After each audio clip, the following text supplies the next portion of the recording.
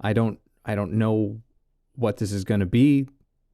I'm showing up as sort of prepared in the ways that I feel I need to be prepared, which is going to change from situation to situation. You know, it's not always going to be the same.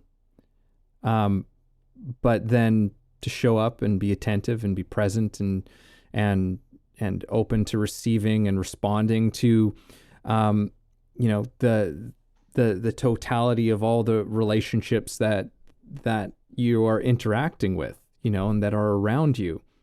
And I think that's a huge shift. It's really more so a shift in perspective than it is about learning a system. This is Way of the Artist with Brandon Colby Cook and Evan Schulte. Identifying your blocks and demystifying your struggles so that you can claim your own path and make your life a work of art.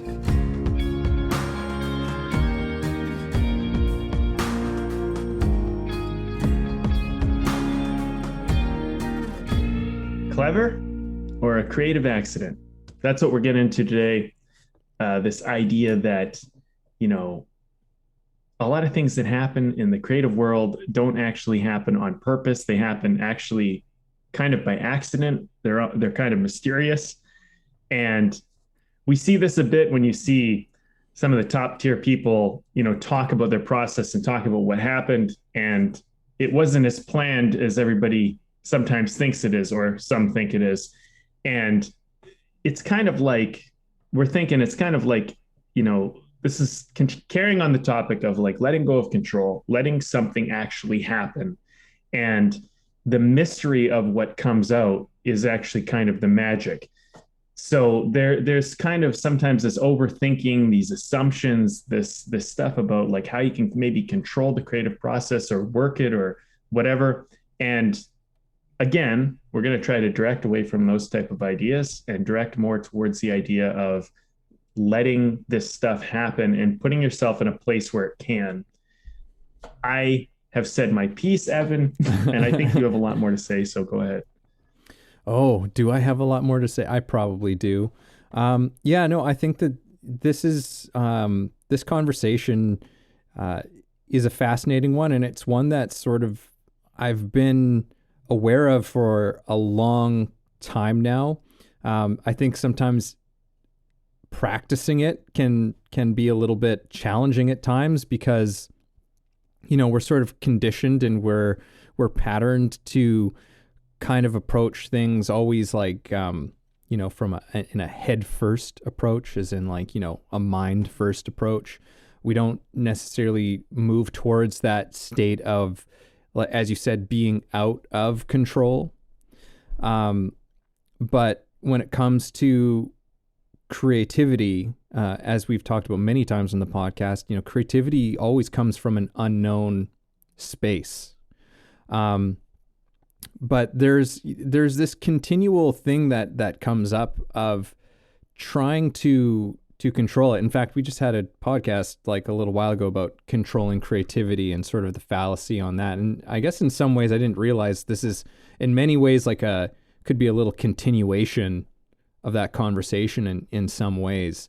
But yeah, I've continually run into this thing where I've, not only in my own experience of this, but hearing other artists in interviews and different mediums basically kind of sharing this thing that when you try to get really clever about your process, things usually start to go awry. Things usually, what you're actually trying to get to gets further and further away from you. And, you know, I think it's definitely a big part of our culture. I'll bring up, you know, something that I heard Simon Sinek talk about just in terms of like, even in the corporate world, in which he deals with, but he's like, I continually hear big companies say that they're all about innovation and efficiency. And he's like, it's amazing how many companies say that, you know, that's like their mission statement. That's, you know, how they see themselves. and basically kind of pulling the rug out from underneath them and saying like, well, that's not possible. Innovation, and by innovation, I think that we can lump that in with creativity as being like the same thing essentially. But innovation is not efficient. It doesn't come that way. Sometimes it does come quickly, but it doesn't mean that it's always that way. And it certainly doesn't mean that it's an efficient process. It is a process that requires whatever the hell it requires, that requires as much time as it needs in order for something to kind of come out of it. Mm-hmm. So, I'm excited to explore this a little bit more. Well, I think you bring in a good point just to start, that creativity is not something that you're going to find with efficiency. And I think, trying to be too smart about it, trying to overthink it is trying to do it efficiently. It's trying to be creative in an efficient way. And it doesn't really work because there's like some kind of key element I think that's usually missing when you try to do creativity in an efficient way. You think you know something, and maybe you know something, but you don't know enough. And because you don't know enough, you miss some key element to it, which is really important, which is really like a grounding or truthful element to the creativity. They did an experiment that they wanted to test creativity. So what they did was they took one group and they got them to basically have no stimulus, and they took another group and they gave them lots of stimulus. So the group with no stimulus, they had to watch things like people folding laundry and really boring stuff, things that that just wouldn't entertain you in and of themselves.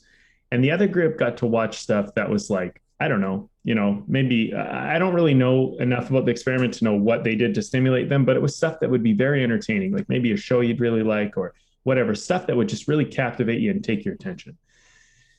And so after they did this part of the process, then they would have to be creative in some form or another. And across the board, every single time, the people who were in the group that had no to low stimulus were way more creative than the people who had a lot of stimulus.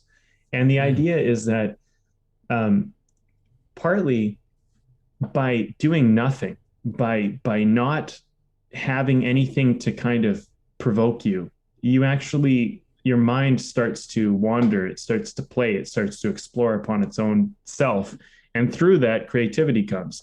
So there's something interesting about that when we talk about this kind of like, just trying to be crafty and trying to think up a way, right? Is that sometimes it's by giving yourself nothing that actually makes you find something really spectacular and incredible. Mm-hmm. And there's this isn't just for like acting or anything like this, is for writing too. I think I demonstrated this with my class the other week, which we had a whole scene that was just about, that's my cup. And the whole scene was about a cup. And it's such a meaningless, mundane idea to who cares about a cup? But if a couple people get together and a cup becomes really important, I guarantee you can be absolutely captivated, and more captivated by this scene about a cup than you could about people running from a volcano or something. Like it's really interesting how sometimes the most simple things have the most creative outlets in them. And sometimes these really crafty ideas, they actually lack that, because I think sometimes there's an assumption that in the stimulus is what's interesting. And actually, that isn't actually always the case. Mm-hmm. Sometimes it's the lack of stimulus. It's the minute, the boring that actually is what really grabs people's attention and makes them like really attached to an idea. Yeah, and you bring up a really interesting point.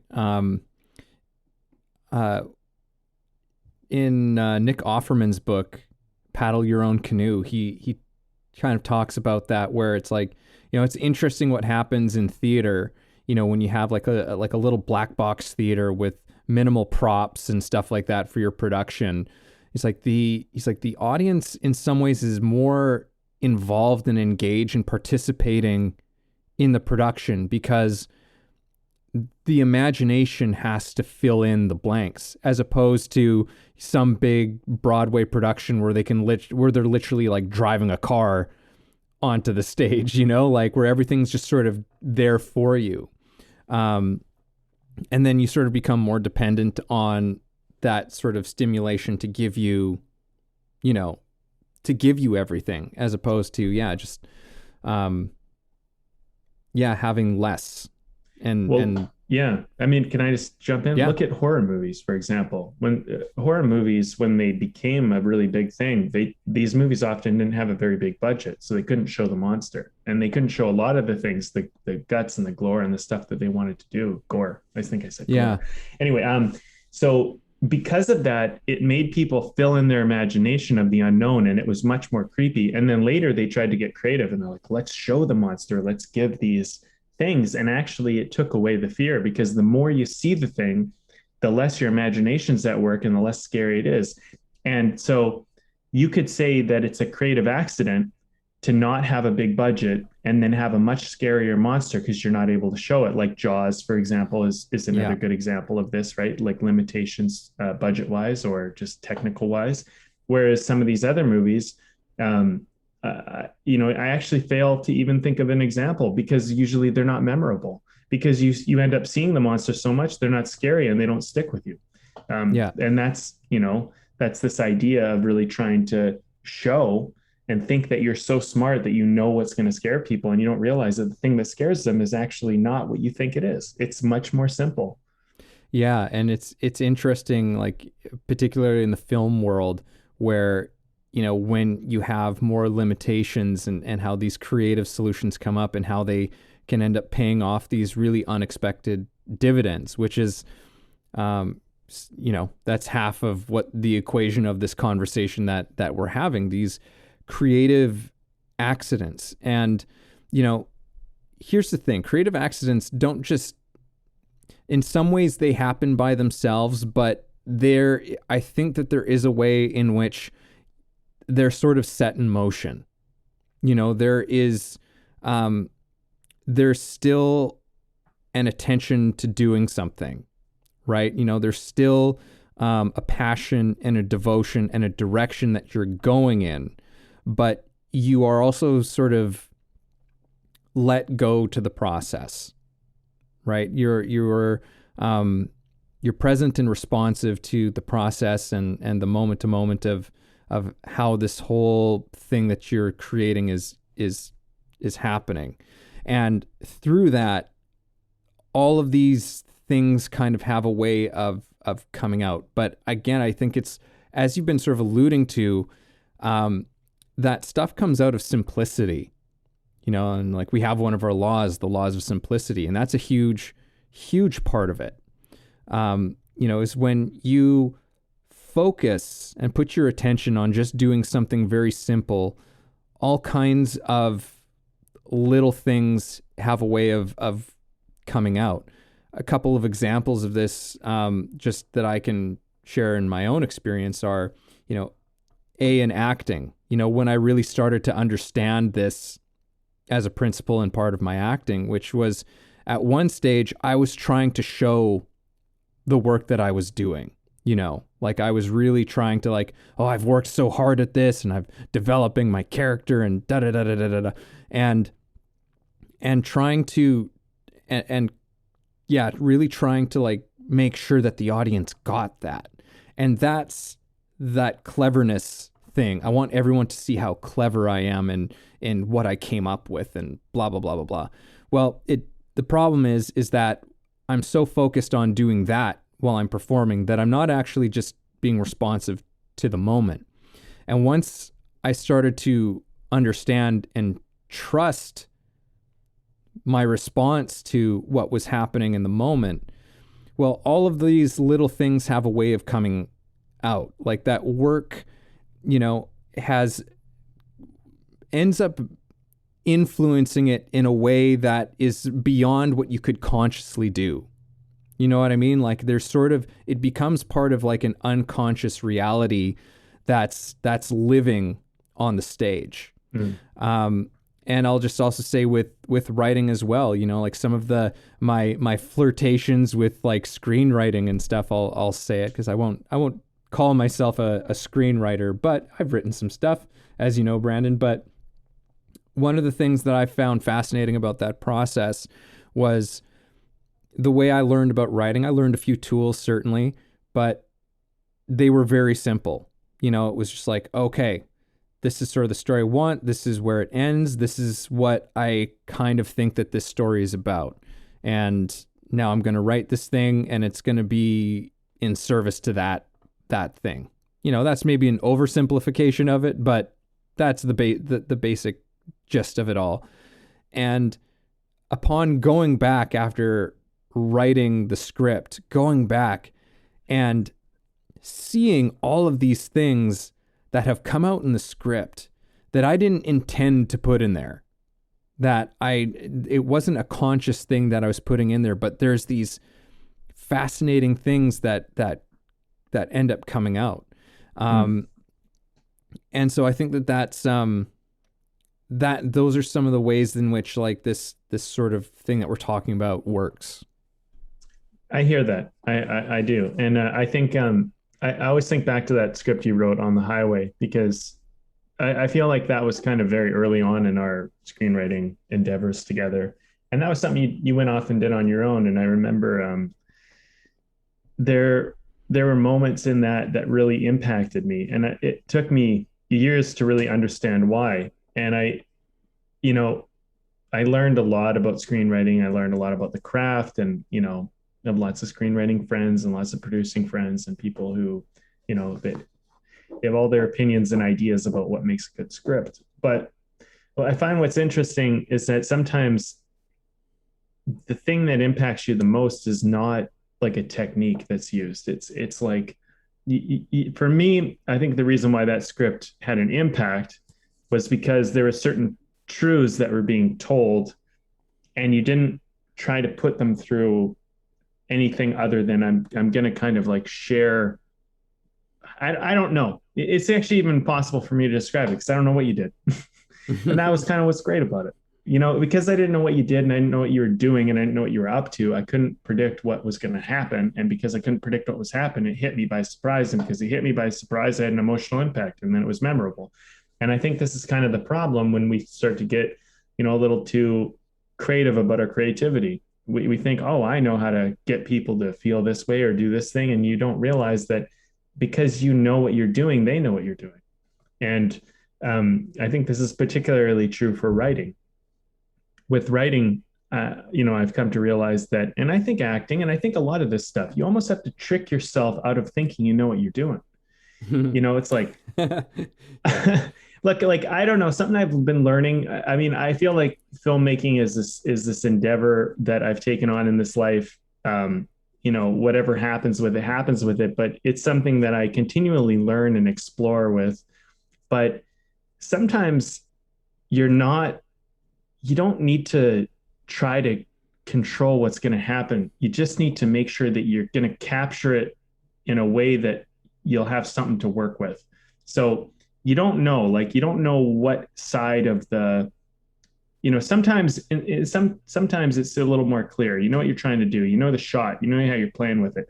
But other times you don't really know what you're going to get until you're there. And so then you find out in that moment, oh, this is what's happening. And now you kind of have to notice that and be like, okay, let's try and let's get that. Let's push that. Let's look into that, you know, and let's see what happens if we push that button.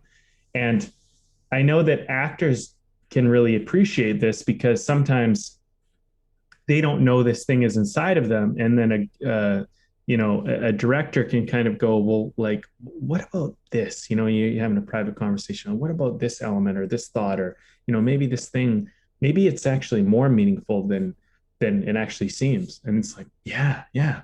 Okay. And then boom. And then all of a sudden something happens and you're like, and they didn't know what happened and you didn't know what happened and everyone on set didn't know what happened. This happened to me on set in the last movie I did, where we shot something the night before and everyone was really, really happy with this shot, this scene and this take. And then I was just like, I just had this inkling that there was something there. And I just went up to the actress. I said, one more, one more. And I went up to her and I said, like, well, what if you actually care? What if this actually is more meaningful than you're saying it is? And it was great. Don't get me wrong. The way everything had went was great. She's a professional actress. Everyone's professional. They did a great job. And I just remember seeing her go, oh yeah, right. And then she just kind of let it hit her. And then it was so much more impactful. The next morning, one of the guys from the crew came up to me and said, man, I don't know how you saw that, because we are all like, that was a great take. And then you walked up and you said, whatever you said. And then all of a sudden it was something else. And I was like, I don't know. I just kind of was like, I'm just going to honor this thing. I'm just going to honor this feeling. And that's a creative accident. That's not like, I didn't know what we'd get. But to me also, there was a part of it too, was like, well, we already got a good one. So what's the harm? I mean, yeah, time was a huge pressure on this film. Don't get me wrong. So that was a risk to take more time. And it might not seem like a big deal, but it really is. But I really just had an inkling. And I think as a creative, sometimes you just have to follow an inkling and not be so like, I know what this inkling is. But if you have Yeah. that sense in yourself to go down a road, like, try it. You might fail, it might not work, but it might. And if it does, and it's something else, wow, you'd be really happy you went and tried it out. Yeah, you're bringing in, I think, a vital part of this discussion, which is, in that in that experience that you had. I mean, it's really just, you're paying attention. Like, you bring all of these kind of pieces together. You're bringing these elements together in a place, and you're heading in a direction, and you notice something. You pay attention to something. You have an inkling, I believe is the word that you said, and you cast off in that direction.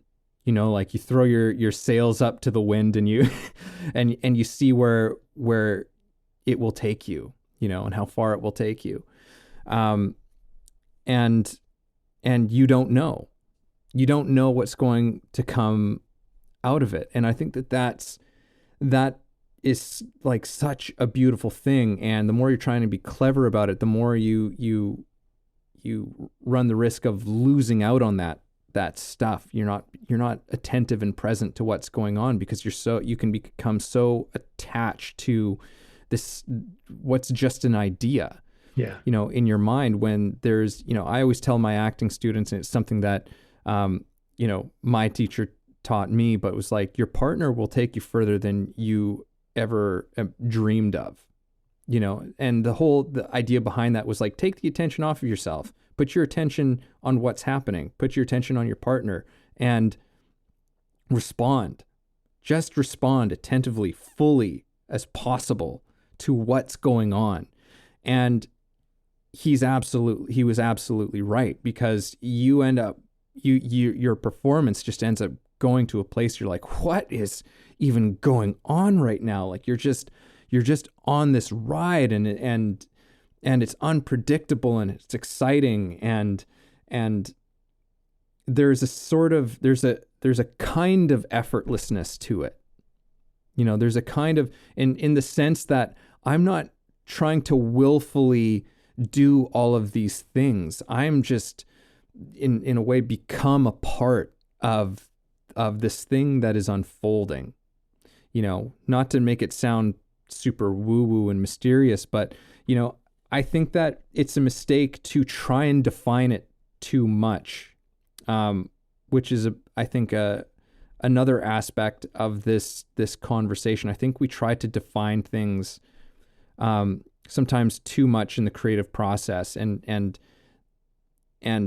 that can lead to a massive disservice. And in fact, I would say that, I think you said this recently, actually, Brandon, in one of our other podcasts, is that you can really only define something in retrospect. You can only really define something looking back at it. You can't really, if you try to define things in the moment that it's happening, you're not really fully with something in a certain respect, like, you sort of checked out to a certain degree.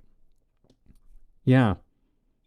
I mean, it's really the closest you can get to like a definition of something is maybe in the present moment is how you feel, but like maybe. Yeah. Also like the other thing is you kind of brought in something like I think part of the problem is like it's this ego thing, right? It's like I did it, I created it, I made it, I thought it up, I'm the smart one, and Hmm. that's part of the problem, right? Is that I think for artists there's a incredible amount of pressure that most all artists feel, which is that they need to be this this creative being, this person, this artist, maybe even a movie star, whatever it might be. And so I think with that idea comes this pressure of somehow you have to be special or you have to know. And I think the ego, the idea that you need to be these things is part of the problem. And that's what makes you try to overthink it. Whereas I don't know, my as I get older and I kind of go down this path, the more I realize is like everybody has something really unique about them. But there's only a few people that ever let that come out. Most people play very, very safe. They try to fit in. They don't like to be disliked by other people. They don't want to look weird. They don't want to look ugly.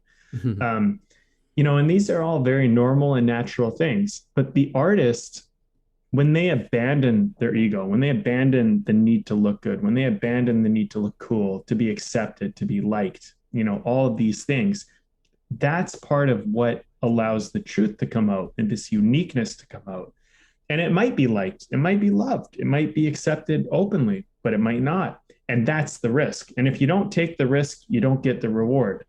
But I don't think that I'm throwing a stone very far by saying that we live in a culture that promotes safety and comfort. Mm. like, and look, safety and comfort are nice things, but honestly, safety and comfort, in my opinion, and I would argue the opinion of many, is that's what leads to depression. The safe, convenient, comfortable life is a life of death because it is so bound by the ego. Because the ego just needs control, it needs safety, it needs all of that stuff.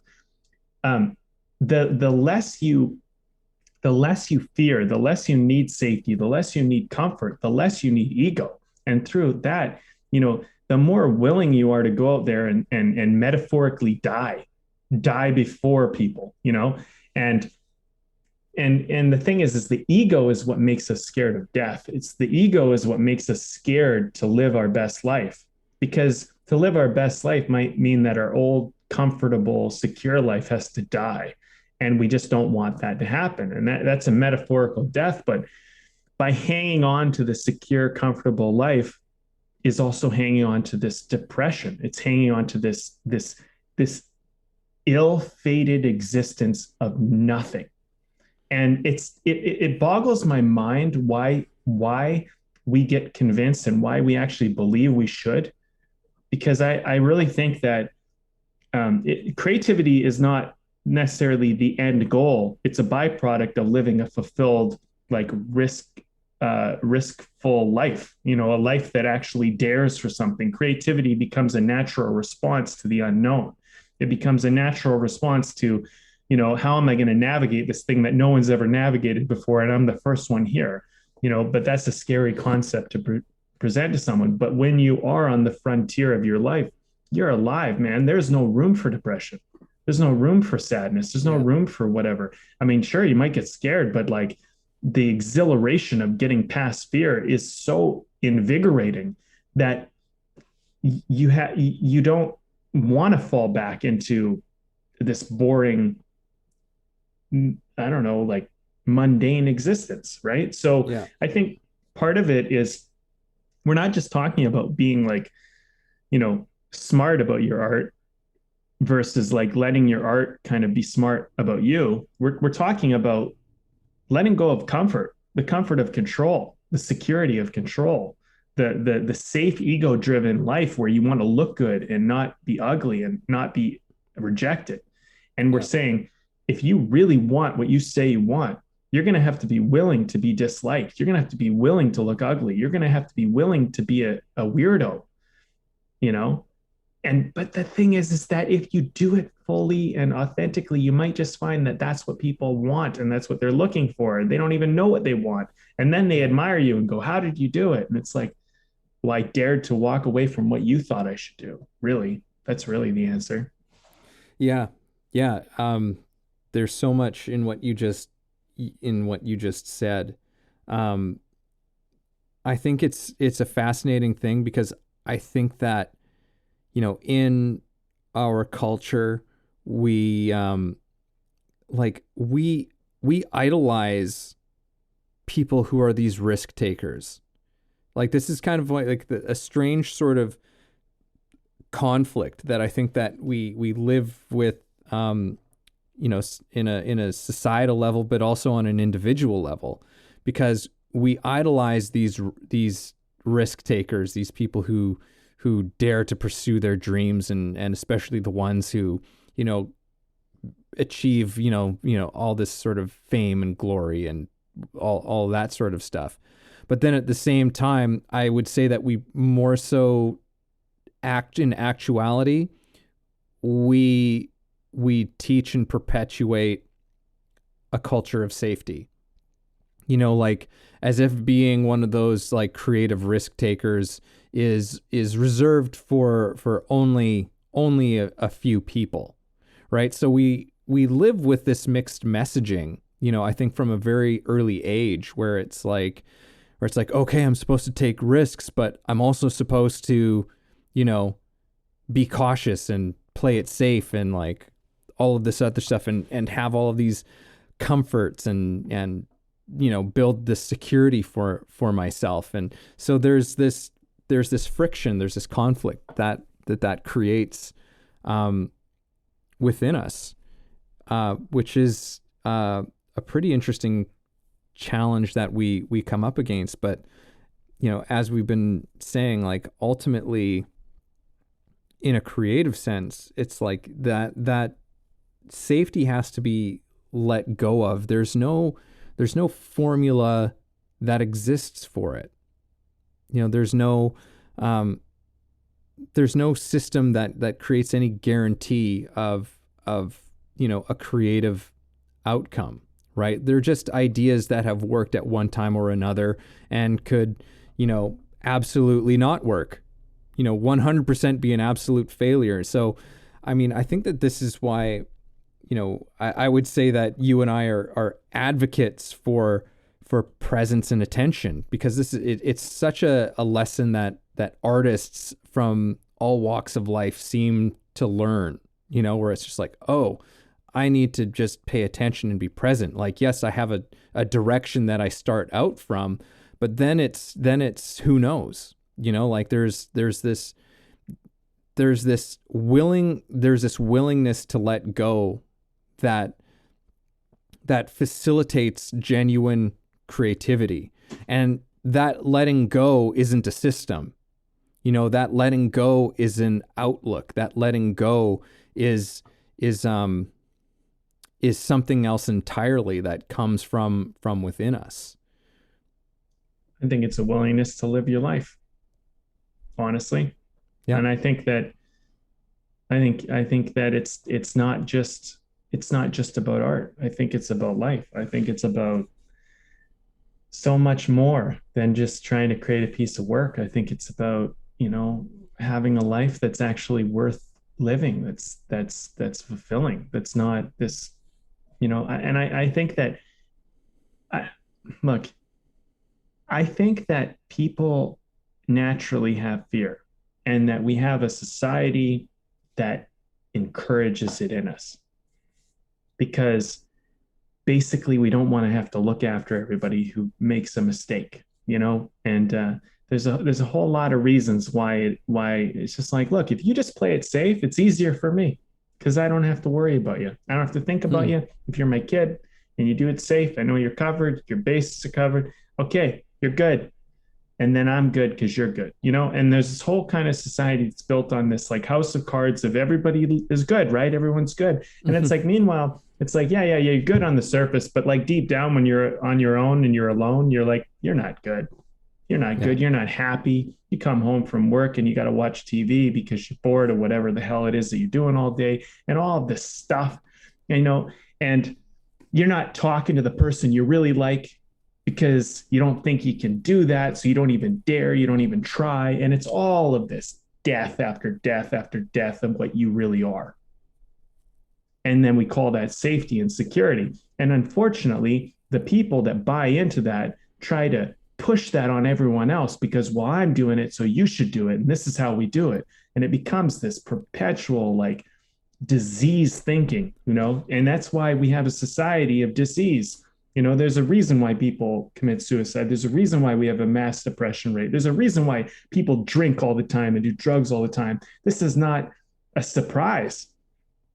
But when you actually push yourself into your true essence and you try to, like, remove yourself from fear, you actually have a chance to figure out, like, hey, there's something inside of me that's more than just, I'm not just a machine. I'm not just a thing just going through the world, like doing as everyone has always done before, as a carbon copy of every other human being that's come before me. You're actually, you might have free thought, you might have critical thinking. And when you get away from the group think and you get away from all of that, I mean, it's a scary place to be because now, you feel so alone. But when you learn how to hang out alone, now you're an artist. Now you're learning, and people at first rejected you will want to be next to you because now they see that you're doing what they truly want to do. Because if you truly don't care what they think, when their insults and their attacks at you don't matter, that's the first wave.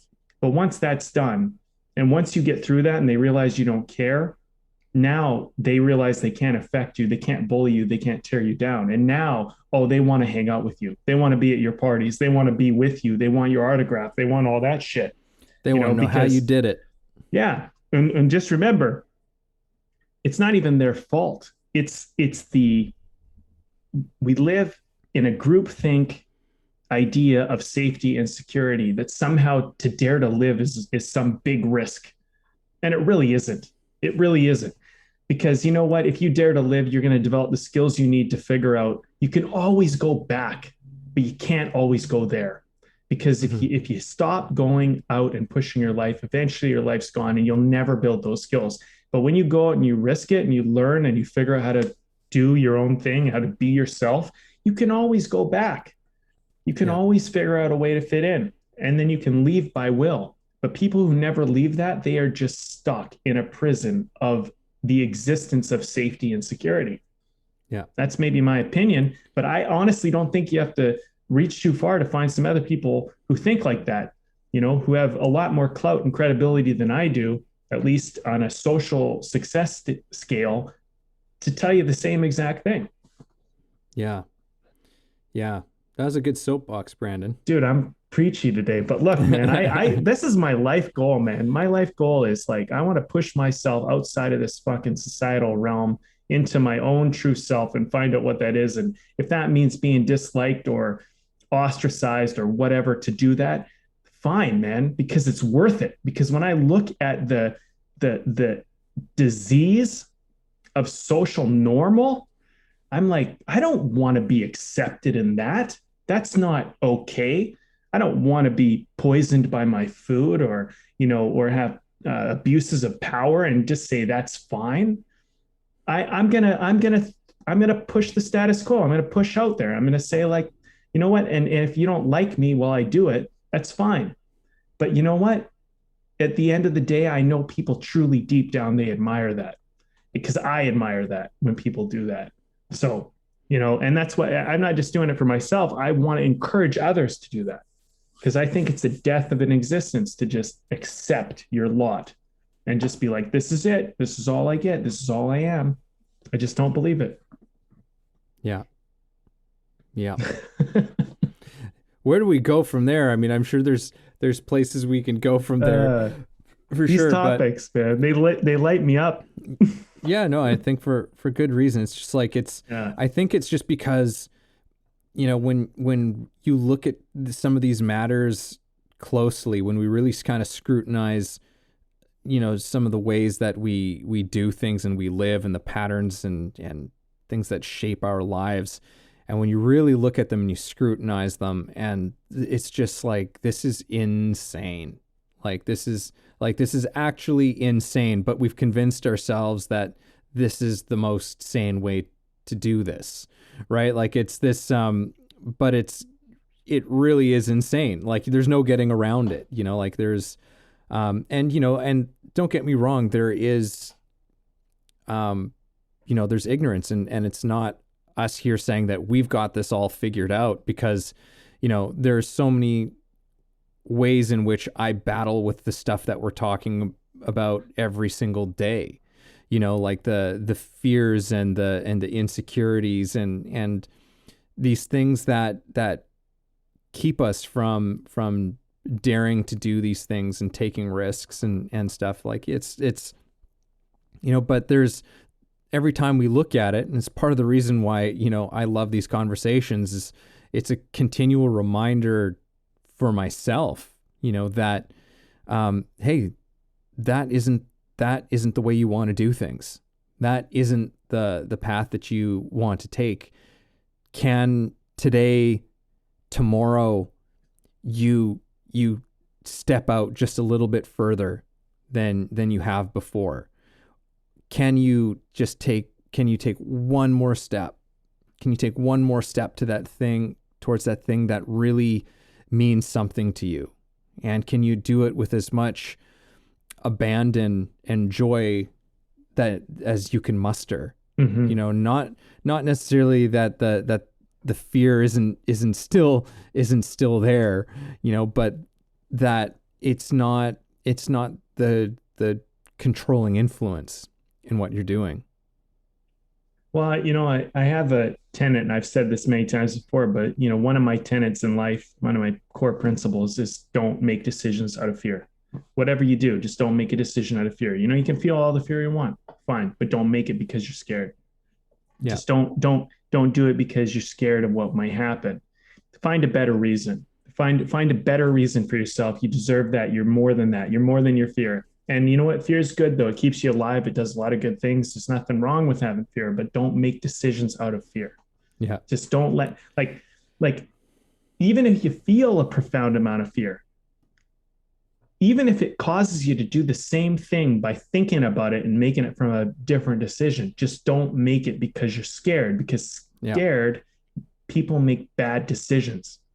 Yeah. They make really, really poor decisions. Now, if you're truly faced with the tiger in the forest or the bear or whatever, and you're about to get eaten, and fear is going to make you run or fight or do whatever the hell it is that you need to do to stay alive, well, you could argue that that's fine, but that's not really what's happening 99% of the time. And honestly, that's not even necessarily fear at a certain level, or at least it's a different relationship to fear than the one we normally experience. Yeah.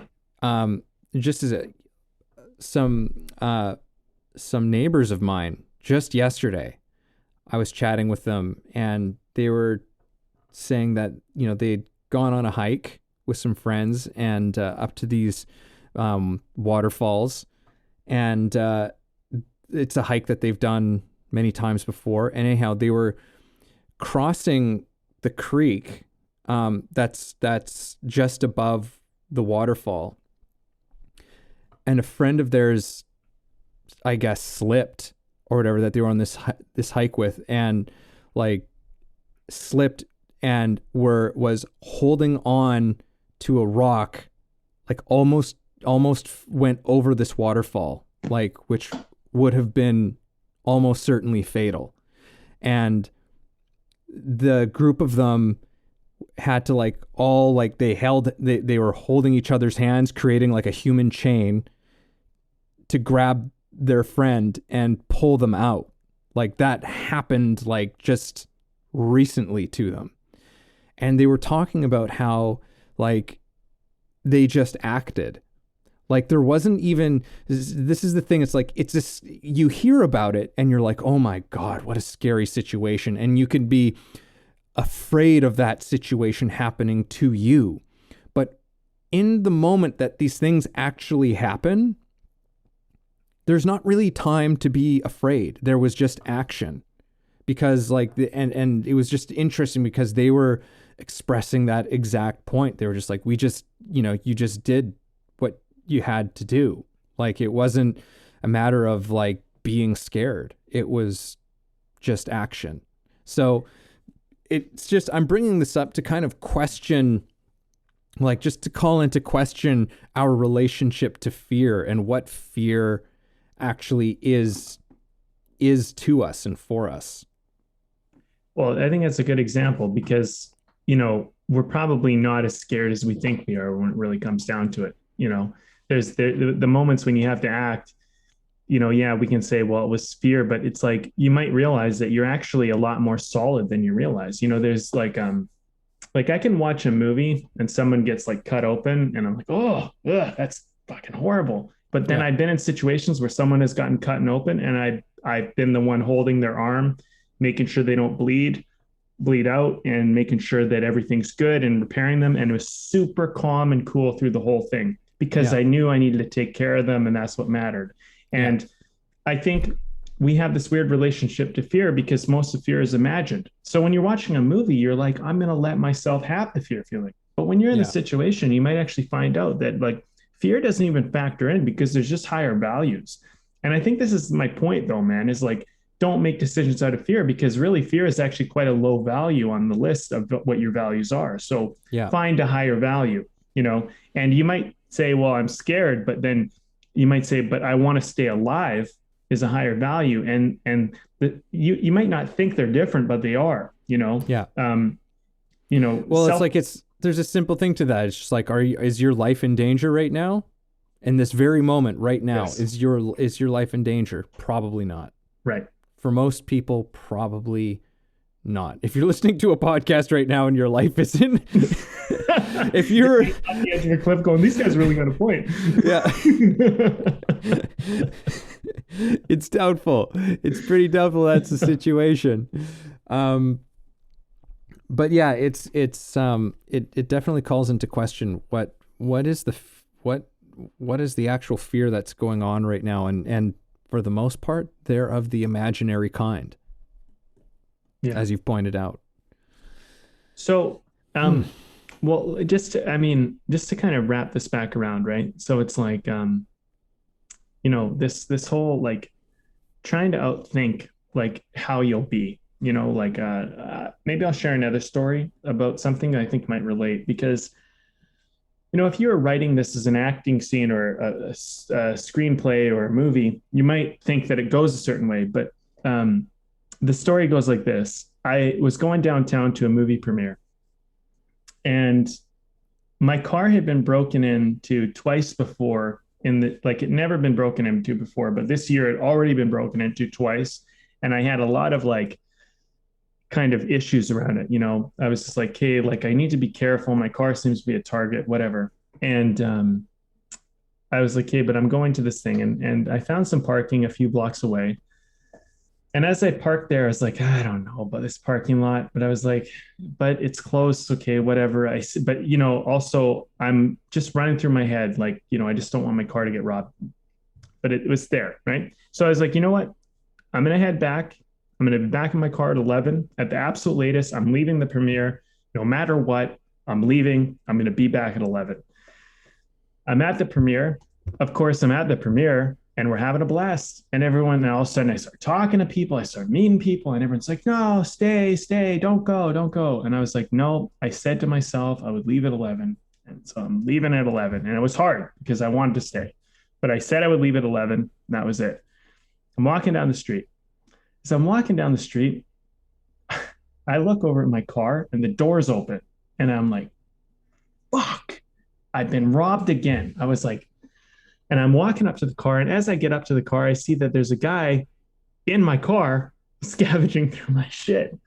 So I walk up and I grab him by the back of his collar and I pull him up and I pin him against the door.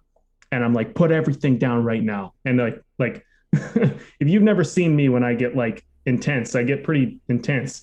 I'm a pretty nice guy, but when I get intense, and this guy was like, I'm so sorry. And as I'm looking at this guy, like my first thought was I just want to just knock him out, just like put everything right through his face. You know what I mean? And as I looked him in the eyes, I just saw this like weak guy, this guy that was like troubled. And I was like, just put everything down, put everything down. And he puts everything back in the car. And he's like, I'm so sorry, man. I'm just like, it's like, I'm like, okay, all right. You put everything away? And he's like, I like to let him go. He's like, yeah, I did. And I'm like, what's going on?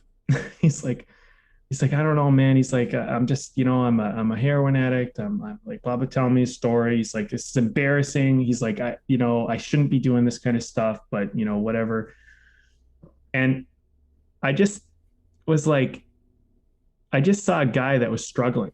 And when I saw and I looked in his eyes, previous to this, I'd gone through a pretty hard struggle. I've shared this on the podcast, but I'd gone through a really hard struggle. And I started to understand as I was looking him in the eye, what it's like to be in a really like empty, lonely place and to even to feel pretty desperate. I've never been that desperate, but I've been desperate.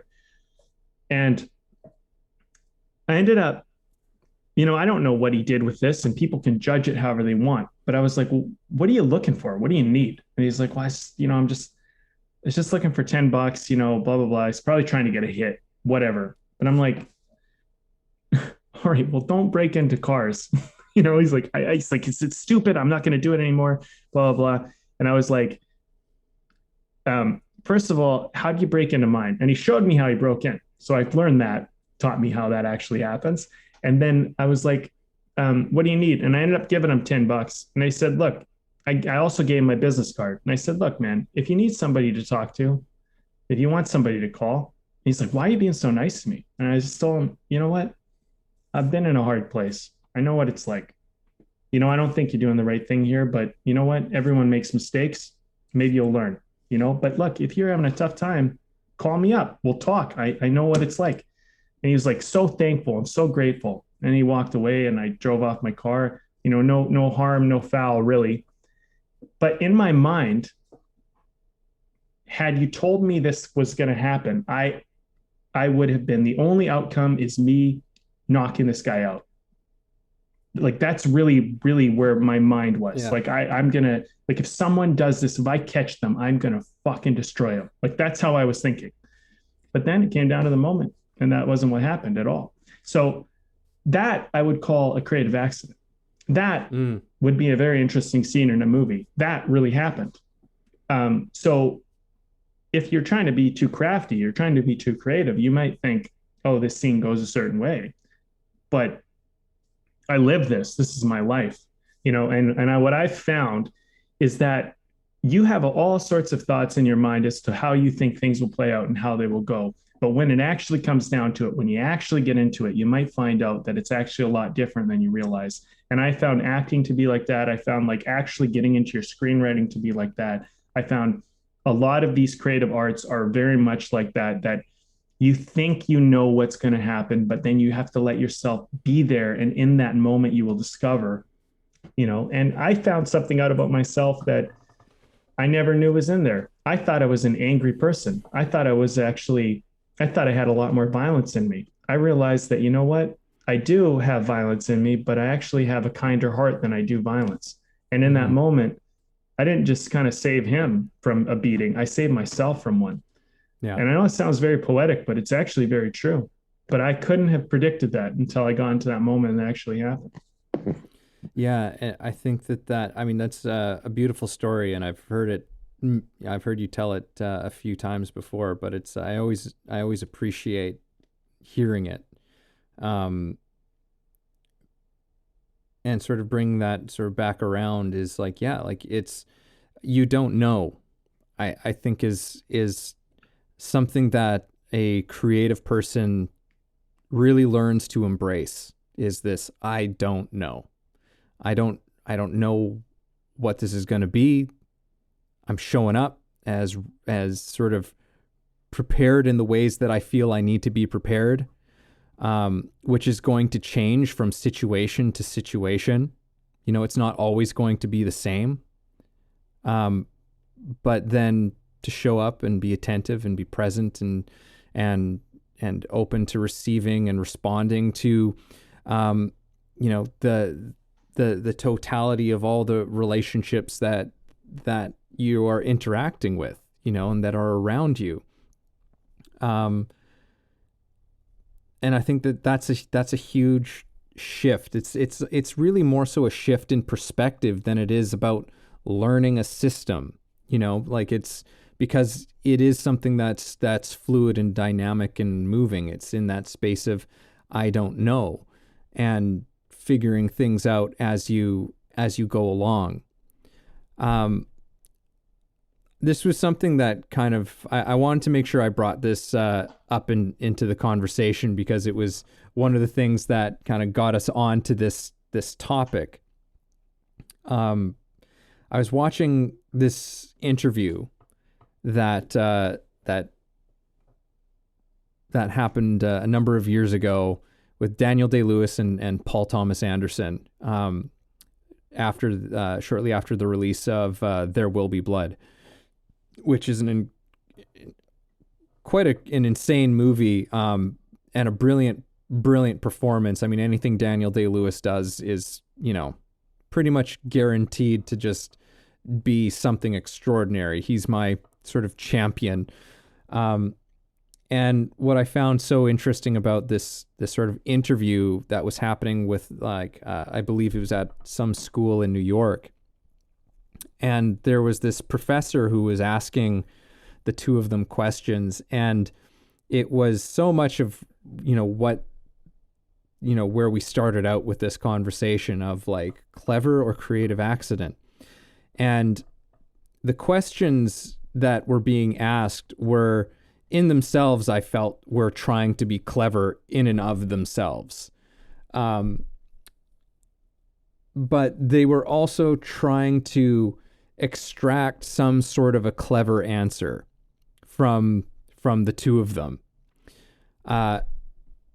And it was so interesting how, in many ways, their responses were so counter to their intention, and in many ways revealed this whole thing that we're talking about, where these questions were, and especially when you're talking about a school, you've got these, these young acting and writing students who are learning their craft and trying to get better at it. And, you can sort of understand the desire to extract information that will give them ways of working that could be useful.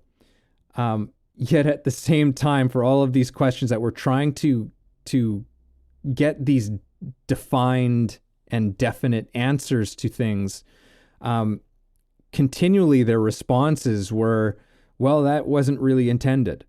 It's like, oh, I noticed how you did this thing. Like, how did that come about? Did you get that from this part of your life, or from, this, did you, there was sort of this reaching for some sort of concrete answer, some sort of concrete thing that you could point to and define. It's like, that's how you did it. That's how they did it. And you just watch how they continually did not answer in that way at all. Not because they were trying to, be strange and mysterious figures, but to me, because of, what I understand of these two people as artists, I understand them as people who really understand a lot of these things that we've been talking about in this conversation, where it's just like, look, we showed up with this thing and we tried some stuff. Like Daniel Day-Lewis even answers in specific, specifically to what I'm saying here, as saying like, it's an experiment. The film was an experiment. What we were doing is an experiment. As in saying like, well, we come together and we're heading in a direction together, and we're seeing what comes out of it, but we don't know, and that's the exciting thing. And that was sort of, the what was brilliant about that movie, if you watch it, you can see that. You can see there's this, at least for myself, I know this is getting more into my own subjective kind of opinion on this thing, but there's this sense of not knowing what the hell is going on, what the hell is about to happen, but there's something so compelling and interesting and fascinating about it, and you're just sort of immersed in this space. And it was so interesting how, for me, in watching this interview, how much these responses sort of undermined this compulsion that so many of us have to just understand things in a purely rational way, so that, like, as if you can go and recreate that thing somehow. And it's just like, you can't recreate that thing. The only thing that there is the creation of the thing that's happening right now, that you are doing right now. There's no recreating, even in, in acting, my teacher, Larry, would say, it's just like, even though you're performing the same scene, maybe you're performing the same play, the same scene, he's like, you're not recreating anything. You have to create this new every single time that you're doing it. You forget what happened last night. You forget what happened in rehearsal. You forget all of it. You have to die to all of that stuff if you're going to create something here and now. So dramatic, but it's so true. I mean, it's like, you really do. You have to die to your idea. You have to die to what's happened. The other thing I just wanted to kind of point out is that Daniel Day-Lewis saying it's an experiment. I mean, if that doesn't further the point that we're saying, I don't know what does, because an experiment is, we're testing it out. We're seeing we're seeing what happens. And if you do an experiment properly, you might come in with a hypothesis, an idea of what you think your result will be, but sometimes you find out it's the opposite or something else entirely. And sometimes you find out that you're doing an experiment about something you didn't realize you're doing an experiment about. Mm-hmm. And I think art is like this, and this is the point. It's like these kind of creative accidents occur in the unknown, and they're things that you discover. I don't think there's any problem with having a plan or a direction or an idea of where you think you're going. I don't think that's a problem. I just think that you have to be willing to let go of it. I just think you have to be willing to let go of it if the art is asking you to let go of it, and if your life is asking you to let go of what you think the plan for your life is, all the same. It's that's kind of what it is, right? Well, yeah. I mean, like the experiment element of it, and that is happening as they're filming. It's not like you're experimenting before you get to it. It's not like we're just doing the experiment. Like, the whole even thing, if you were, the experiment happens all over again. Yeah. The whole thing is an experiment. Every single time, every single take is an experiment. And also, I mean, like, when you're dealing with the arts, particularly any sort of creative field, like, things just work a little bit differently. We're dealing a little bit more in the subjective world as opposed to the objective world. And in that world, there's all sorts of things that can come into play, in a sense that anything can come into play. It's not, it's not 2 + 2 is 4. It's like, oh, maybe this time it was 2 + 2 is 4, but next time it's 2 + 2 + what if we threw in an 8? 2 + 2 + 8. And you know what? It that doesn't equal 12. It let's say it equals 22. Like that's sort of the way that this stuff works. There's not these sorts of limits and boundaries that exist in things like that, and even when you do find the boundaries of what you're experimenting on in that way, there's still the way that you understand that you've hit the boundary of it is still something that is kind of indefinable. Mm. You're just like, you chart it up, just like, that doesn't really work. That one didn't work. Back to the experiment again. Let's try this one all over again. And let's find what else might fit into the equation here. Yeah. Lots of good stuff. Yeah, it's a good stuff. How's your beer? It's good. Beer is good. I'm drinking. I'll just go ahead. I'm drinking from Steel and Oak, the dark lager. Their Nice. dark lager, which is I'm pretty sure that it's kind of a staple in their lineup now. I think it used to be like a one that was like a limited run, but they've that's one of their flagships at this point, and it's good. It's good. I was just having beers at Steel and Oak last night. Went to the craft brewery and enjoyed myself. I've had this beer before, probably on the podcast as well. Phillips Brewing and Malting Co. This is Solaris, and it is a white peach ale. Oh, And I believe I've had that one. it's delightful. I always like peach in my beer. I'm a big fan of it. And this one is good. Very good. Great, in fact. Wonderful. All right, man. Well, Should we close this one out? yeah, let's wrap this one up. Do you have thoughts or you want me to go? I'll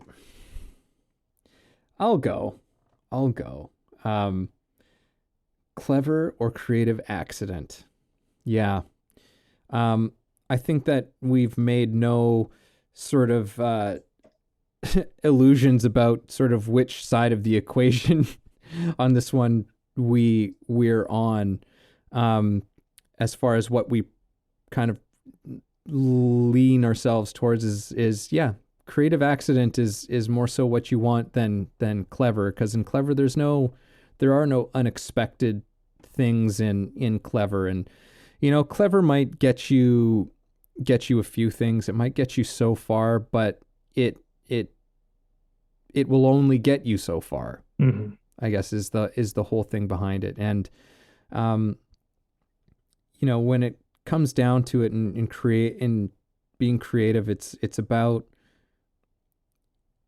setting out, really. It's just about setting out on something with honesty and passion and openness, just to see what happens, to run the experiment, I guess. Run the experiment, and that you don't know what the outcome of it will be, other than a sense of wonder and what will happen. Because I think none of us, this is maybe a side of it, none of us really set about any sort of endeavor with the intention of it being really negative. You know what I mean? Like, none of us set out with the intention of like, this is going to completely destroy me. This will completely ruin my life. It's like anything that we set out about, it's like there's some feeling of, as I said, wonder, that there's some kind of joy to be experienced, to be found if I set about this way. Now, you might not know exactly how that comes about, but I think that we can trust that we're setting about something with goodness in it. We somehow know there's goodness in those things, and don't let cleverness and fear and some misplaced sense of security stop you from finding those creative accidents and where they might lead you. I like it. Okay, I'll say this. I think being clever is useful when you're trying to solve a problem. You're trying to solve a problem and trying to figure out like a way around it.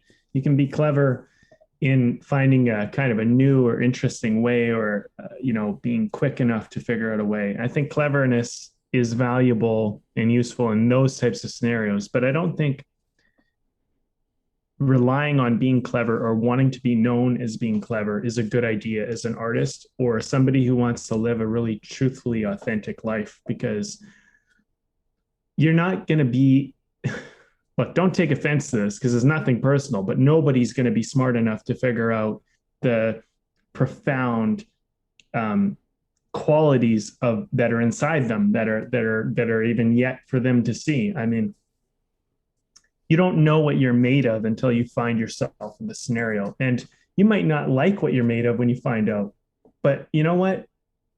It's still interesting. And if you find out that you're actually quite cowardly and you thought of yourself as quite confident and strong, well, that's information. You can take that in. But acting tough, acting like you're something other than what you are, it's all bravado. It's all fake. So I think the kind of idea is that by going into the unknown, you're forced to face the truth. And through facing the truth, you're going to find out something. And through finding it out, you have a chance now to actually respond to the truth. When you're being too creative about your creativity, there's a lie in there. There's something deceitful. There's something not true about it. And I think at the end of the day, I mean, the two most important things that are really here is like for the artist who's trying to create something that is actually moving and impactful and meaningful and something that actually lets their art like be more than just a carbon copy. You want to open up to the unknown so that you can find out, like you can let this stuff come about.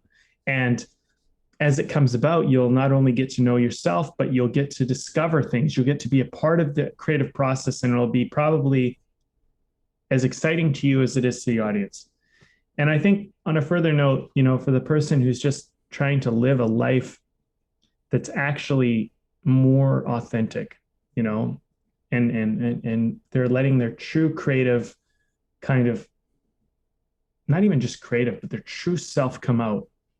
Let go of what you think you're doing, what you think you're supposed to do, or what you think's the smart choice here, and go with something that's like a little more honest, something is a little more unknown, and stop acting like you know or like you need to know, and walk down and go find out what's there.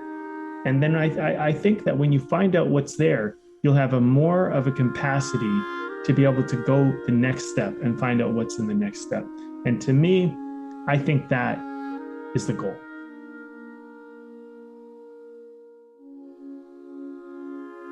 Thanks for listening to the show. If you got something out of this, if you feel it improved your life or your journey in any way, please take a moment to subscribe, leave a review, or share the episode. You can also support us on Patreon, where we have tons of great bonuses. You are the ones that make the show possible and help us to thrive. Thank you for joining us.